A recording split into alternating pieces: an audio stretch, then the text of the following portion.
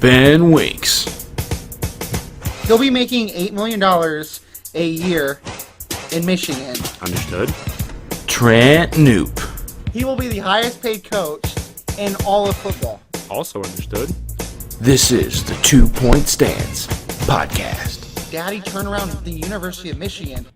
Playoffs, player, turn up, player. 5, 4, 3, 2, 1. It's going down.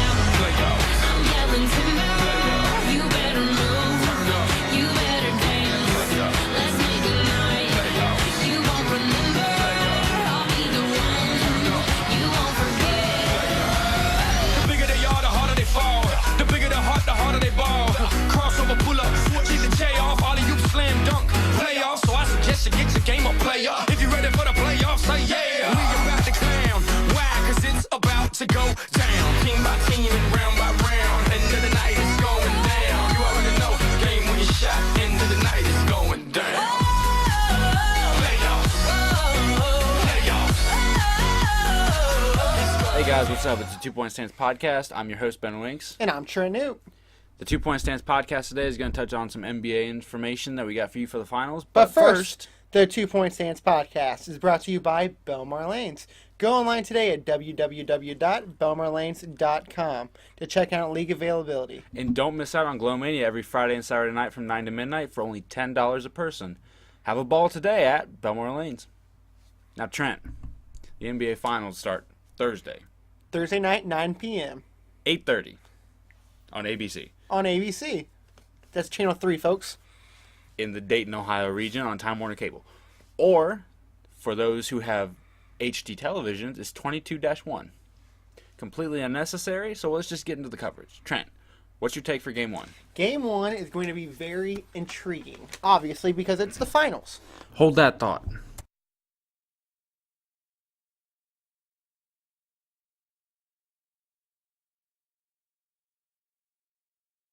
But other than that, you have Steph Curry, arguably the best shooter in the game, going against the best player in the world in LeBron James. You also have their sidekicks, with Kyrie Irving with LeBron, and probably Mozgov and J.R. Smith, I would say. In the bench mob. Okay, and then on Golden State, you have Draymond Green and Klay Thompson going at it. So, Game 1, I'm going to go with Golden State. I'm going to go 95-84 for the fact that I believe they just have better shooters and it's a home Game 1. The crowd's going to be into it. I believe Curry makes some big buckets. Draymond Green plays good defense on LeBron. LeBron still scores, obviously, but I believe Green will hold him down better than anticipated. I'll have to agree with you there. I think that the Golden State Warriors will take Game 1 at the Oracle. 99-92 will probably be the score, something like that. It will be higher scoring than you might think. But the Cavs' defense in the playoffs has actually gone to another level. Now, I don't know if that's because they're playing in the East, and it seems like all the Eastern Conference teams the Cavs have played in the playoffs have been severely limited on offense, or if it's just the fact that the Cavs have actually bought in on defense and have decided, hey, this is how we're going to win. I'm not going to dog the Cavs. I know they're without Kevin Love, but I would like to see them play an 82-game schedule In the West? in the West and see how well they would have With fared. a healthy club? Yes, I would like. I still see them 4 or 5 seed. They had a really good record against the West this year. They were like 15-2. Sorry, they weren't 15-2. That's my fault. They were 18-11, which is nowhere close. But it would have been good enough for a 6-11 win percentage. Would have put them in the 7th spot, right above Dallas. I would really like to see that though. But either way, I believe it's going to be a good series. I'm going to take Golden State in 6. I just believe that there's too many. They have too many shooters, and Thompson and Curry. Green can shoot now better. You got Andre Iguodala. Most people don't give him credit for, but he can come in off the bench and shoot the ball. Yes, he can. He also plays good defense. Very much so. I think this game will go 6, either way. The only way this thing goes 7 is if Golden State wins. I don't think Cleveland can win on the road Game 7. But if either team's going to win, I think it'll be done in 6. Cleveland has played well on the road after LeBron came back from his 2-week vacation in the middle of the season. So, looking at that, you have to think Cleveland has a real shot here. Even if they're the major underdog and one of the worst finals teams of all times. I think they have a shot. Well, sure they do. They're in the finals. Yeah, you only need... If LeBron... Now, I don't think LeBron can do this. I do not. I'm saying this right now. He cannot do this. But if LeBron has 4 games, like Game 6 in Boston, like Game 5 at Detroit, if he has 4 of those games in one series, the Cavs are winning the series. But I don't think he can do that. Not at this stage in his career. And not against a great defensive team in Golden State. But that being said, he did throw up 42 in the last time they played. I know. 42 and 15. But he's not going to be able to take that load on by himself for 4 straight games, 5, whatever. 4 out of 7, no way. Yeah, it's not going to be possible. No, and I tell you what, an underrated idea of the postseason, or an underrated topic of the postseason, I'm waiting for the J.R. Smith 4 for 20 game, 4 for 19, 3 for 18.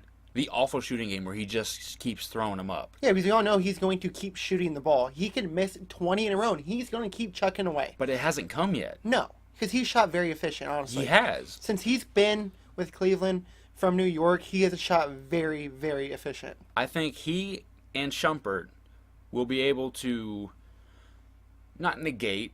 I think they'll be able to compete with the Warriors' three-point shooting with Thompson, Curry, Harrison Barnes. They can only compete so long, though. No, I know, but you got Kyrie. Dellavedova can hit a big three every now and again. LeBron's got to shoot better than 18%. But, I mean... These are 2 very good shooting teams, though. Oh, I agree, but if you take 4 guys off of Golden State and take 4 guys off of Cleveland, I believe Golden State will outshoot them 10 times. I mean, 10 out of 10? 10 out of 10 times. No way. Well, no. They can shoot the ball at ease. That's what they do, is shoot the ball. Yeah. Now, here's the difference in the teams. Cleveland has Kyrie. Even Shumpert can do it. Obviously, LeBron. They can drive. Yes. Where Golden State really doesn't have... Shumpert is an underrated driver. I agree. Golden State is a shooting team. They don't drive as much. They're the typical space and pace team. Mm-hmm. They're the fastest team in the league as far as possessions per 48 minutes goes. But even that being said, they're very good on getting back on defense. Right. They were the number 1 defensive efficiency team in the league this year. Number 2 in offense by a 10th of a point. So they were almost the best offensive team and the best defensive team. And most people don't give Golden State credit of being a good defensive team because when you think of Golden State, you think of Steph Curry and Klay Thompson. Offense. You think of shooting. Yeah. Exactly. And most people don't realize how good of a defensive team that they are. Well, and a lot of people, you got to think, haven't seen this team play very much because they're out west. That's true. Regular season games start at 10:30. Who's going to stay up and watch that? That's true. Playoff games start at 9. That's still kind of late. Folks, watch out for Draymond Green against LeBron James matchup. And then also watch down low between Bogut and Mozgov. I believe that will be the wild card of the series. Who do you think Draymond guards? LeBron. All the time? I would say 90% of the time. Who guards Thompson? Lee, when he's in? Thompson will eat Lee alive. I believe he will too. So then you got to move Draymond onto Thompson at some point. And then Harrison Barnes will take LeBron. LeBron will eat Harrison Barnes alive. Yeah, but the thing is, I would rather make Thompson beat you than LeBron because Thompson's not very good offensively. Yes. He will put back dunks all day long. He'll get the offensive boards all day long. He'll crash the boards. But you got to make Tristan Thompson. If you're Steve Kerr and the Warriors, you got to put him at the foul line too. Yeah, he's not a very good free throw. He can't decide which hand he wants to shoot with. But you can't go in there saying, okay, well, we're going to put our best defensive player on Tristan Thompson and let Harrison Barnes take LeBron. It doesn't work like that. You got to put your best guy against your best player. Very true. I want to take a minute now, just to have an open conversation about one thing I noticed about the finals. Okay. Okay. LeBron. Mm-hmm. He's been to 6 now. Mm-hmm. Michael Jordan went to 6. Mm-hmm. Everybody says, oh, Michael Jordan was 6-0 in the finals. He's the greatest player of all time. If LeBron wins, he'll be 3-3. If he loses, he'll be 2-4. That being said, look objectively at Michael, the player, at LeBron, the player, throughout the rings. The gap is either closed or very, very small between the two. Like, they're on the same level as far as their game goes. Because there's certain things Michael's better at. There's certain things LeBron's better at. But when you put it all together, they're very close, right? I'm glad you brought this up because I was thinking about this the other day. I still want to give a slight edge to Michael Jordan. I still believe that he's the best player to play. But the difference between it, I believe, is the era you played in. Yeah, Michael Jordan had Magic Johnson, Larry Bird, but those role players were not even close to being as good as they are today. No. Like a Shumpert, role player today, would have been probably All-star. he would have been a really good player back then, Yes. you know? So you got to really take that into perspective. And I believe that's a big reason why guys like Bill Russell doesn't get the credit like he deserves. Because, yeah, he won all those championships, but it's not like he went against absolute monsters either. No, but I've had this discussion with people, too. If you look at Bill Russell, there were less teams in the league, right? Yes. Okay. So you would assume that because there are less teams, the talent per team would be better. Mm-hmm. That's always the argument I get from the older company, like the older crowd, is that Bill Russell, Wilt Chamberlain put up these numbers, won all these rings in a time when the talent per team was higher. Mm-hmm. So, like, if you had 40 teams with 15 people, that's 600 people. But if you had 20 teams with 15 people, that's 300 people. So only the top half would make it. That's always their argument. And I'm not saying I disagree with that. But like you said, if you look at the role players today versus the role players in the past, it's not even close. No. That being said, also, I think that if you look at the playing style of Michael, the playing style of LeBron, they're vastly different. They're very different. But that being said, also, they're both unbelievably good. Well, yeah. Like, it's been a privilege and a joy to be able to watch LeBron James play in the NBA for the last 11 years. I just wanted to say that. Because everybody's saying that LeBron's going to be LeChoke, as you like to call him, Trent and Skip Bayless. La Choke. La Bomb. LeBum, LeBrick, all these things. But he is one of the greatest, if not the greatest player we have ever seen. LeBron's got to get through his head, though. Quit taking 3-pointers. It's not necessary. What's he shooting? 18% for the 18%. playoffs. I don't under. He shot 34, 35%. He likes to give that hesitate. He likes to hesitate, give that jab step, and just pull up. It doesn't work. He's not efficient. LeBron shoots the three in transition very well. If he doesn't get it in an ISO, like where he's doing the jab step, where he's waiting, where he's pausing, where he's doing all these fakes, and then shoot, he's much better not doing that. Like, if he catches the ball and just puts it up, much better. In my opinion, LeBron's probably the greatest driver there is today. Yes, he can get to the rim at ease. He's too big. But if you're in ISO, it drives me insane when he pulls up. If he has like a guy on Harrison Barnes on him, for example, Back him you down. should take that to the basket every single time. And you will score 9 out of 10 times. Coming up next, we talk the Butcher, Tom Thibodeau. Ben Winks, If there's something strange, sleeping in your bed. Trent Noop, If there's something weird, sleeping in your bed. this is the 2 Point Stance Podcast. Bustin' makes me feel good.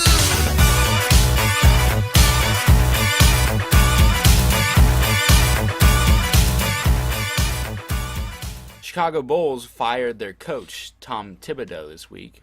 Trent, what's your reaction? I mean, I know a lot of people saw it coming. I personally found it as a little bit of a surprise. He has a fantastic record. Their franchise player and Derrick Rose loved him. It kind of surprises me, that they actually went through and got rid of him. And I do know that they did not ask Derrick Rose what he thought of it, and Rose wasn't overly happy about it. But I'm sure Tommy will find something in the league to go to. Rumor has it that Orlando is looking at him, I've heard that. but they signed Scott Skiles. Yeah, Scott Skiles. New Orleans is also looking at him. Mm-hmm. They also want John Calipari. I saw that, but I think that's an Anthony Davis connection. It is. The thing I was thinking about, though, with New Orleans, they actually have a decent team. Oh, sure they do. Drew Holiday, Tyreek Evans, Eric Gordon when he's healthy. Eric Gordon when he's healthy, Anthony Davis, Omer Sheik, he can play. Exactly, like Norris Cole. Like these are all. Yeah. It's a decent NBA Yeah. team, and players like Norris Cole and Anthony Davis, they actually can play good defense. Mm-hmm. So if you get Tom in there to help them learn how to play better defense, they could be a really solid defensive team. Yeah, I mean, they play great offense. They're a very efficient offensive team. And what does Tom do great at? Coach defense. So if you bring, like you said, bring him into that fold, help them learn better positioning, where to be on defense, they really could be a really good team in the West. Now, the only downfall is they are in the West. So they're going to start to compete with those top-tier teams like Golden State, San Antonio, L.A. The one thing to think about, though, with Tom Thibodeau is he runs his players into the ground. Yes. Luol Deng, 2 of the 5 seasons he played for Thibodeau, I think it was 5. It's 4 or 5. 2 of the 5 or 2 of the 4, he played the most minutes in the league. Jimmy Butler is among the highest players in terms of minutes per game. Derrick Rose has been injured. I'm not attributing that to Tom Thibodeau. But Joakim Noah's descent this season, I think we can tie that back because he hasn't looked very good, and I think that's a problem due to all of the minutes that he's been played by Thibodeau. The thing is, though, I know he's the coach, but you're also dealing with grown men. It's not like you're dealing with high school kids where you go in, you're not playing, whatever. Yeah, it's like that sound from Kobe when he was like, yeah, like Mike D'Antoni's going to tell me to Exactly. sit out. If you're a star player like a Derrick Rose, now Jimmy Butler, obviously, and they know they're not, if they're playing too much and they need to come out, I guarantee They'll come out. They'll come out, yeah. True. Thibodeau's not going to say, no, you're staying in. He'll be all right, come over, I guess if you have a guy like Aaron Brooks, he's like, Coach, I won't come out. No, Aaron, you stay in the game. Right. But if it's a star, you're probably right. Yeah, especially a guy like Derrick Rose, who is their franchise player. If he wants to come out or if he wants to go in, I guarantee you he has full control of that. Jimmy Butler probably does too now. Jimmy Butler's a heck of a player. Oh yeah, he's the up and coming max player. Yeah, he is. He will have a max contract next year. Speaking of franchise players, news has come out of Miami this week that Dwayne Wade and the Heat are quite a ways apart on contract talks. This is interesting though because as of right now, they can't talk numbers. Mm-hmm. They can only talk, hey Wade, you want to opt in, you want to opt out. So the fact that this story got released about him and the Heat being so far apart on numbers, kind of interesting. Do you think this is Wade kind of setting the path so he can opt out and leave Miami? I have 2 things here. First off, you said they can't talk numbers. Yes. Technically, no, but they are. It happens. Everybody does it. Secondly, I don't want you guys to think that they're actually not talking numbers because they are. They are. Secondly, I believe nothing will happen to this. I fully believe Wade will finish his career in Miami. Pat Riley knows how important it is to keep Wade there. He knows that the fans come to games for Dwayne Wade now. Yeah. You have Chris Bosh there, but Wade is your franchise player. Always will be. Who gets paid more this offseason, Dragic or Wade? If it's not Wade, Wade will be gone. But I fully believe Wade will be there. So he'll get paid more. Trent, do you remember the Christmas Day game between the Cavs and the Heat? Yes. Do you remember at the end of the game when LeBron and Dwayne met up at half court and LeBron covered his face with his jersey and said, "If something along the lines of, if we're not better this year, we'll meet up and do things bigger and better than we did before"? Nope. You don't remember that? Is that what he said? That's what he said. Like, there's audio. Would you like to hear the audio? Yeah, I do, actually. Now, Trent, this audio is from Highly Questionable, your favorite program on ESPN, and this is the host, Dan Le Batard, discussing what LeBron is saying to Dwayne. If things don't get better this year, we're going to reunite again in the future. It's hard to hear, but that's what he's saying. Listen.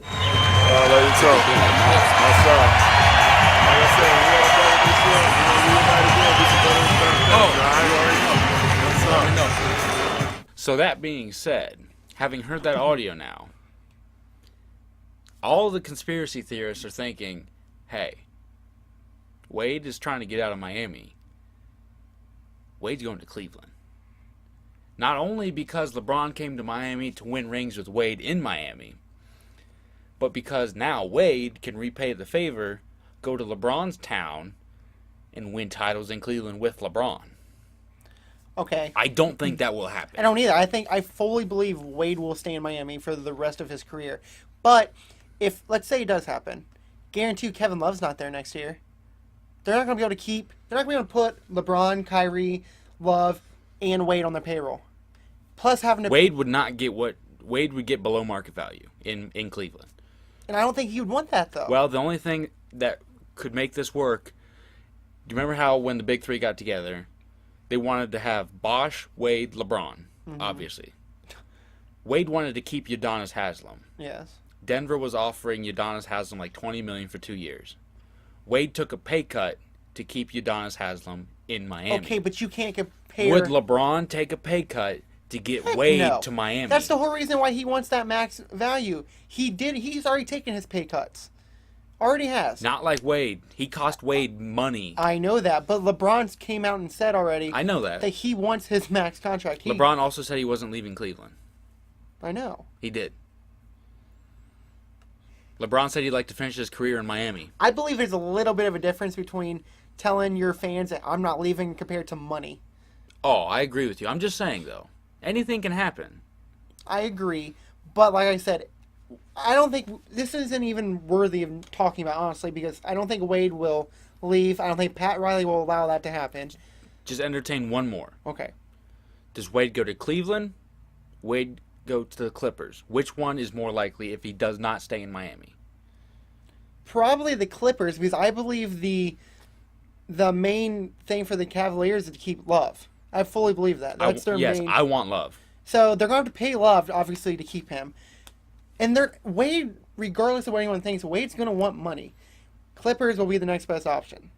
Did you hear what Love said in reference to asking if he'd be with the Cavaliers next year? Yeah, that he's going to be there. No, they said, Kevin, are you going to be ready to go game one? Yeah. Who are you going to suit up for? Are you going to suit up for the Cavaliers? Yes, sir. That's all he said. Yeah, what's he going to say? That's all he can say. You're exactly right. They're in the finals. It's not like they're out of the playoffs. They're in the finals. He's under contract. He's practicing with the team. What is he going to say? He's practicing with the team. What's he going to say, though? No, I'm saying he's practicing with the team. Could we see him in the finals, maybe? No. I know. This has been the NBA portion of the 2 Point Stance podcast. Thank you for listening. Enjoy the finals game Thursday night at 8:30. Thanks, guys. See you guys. Go Warriors.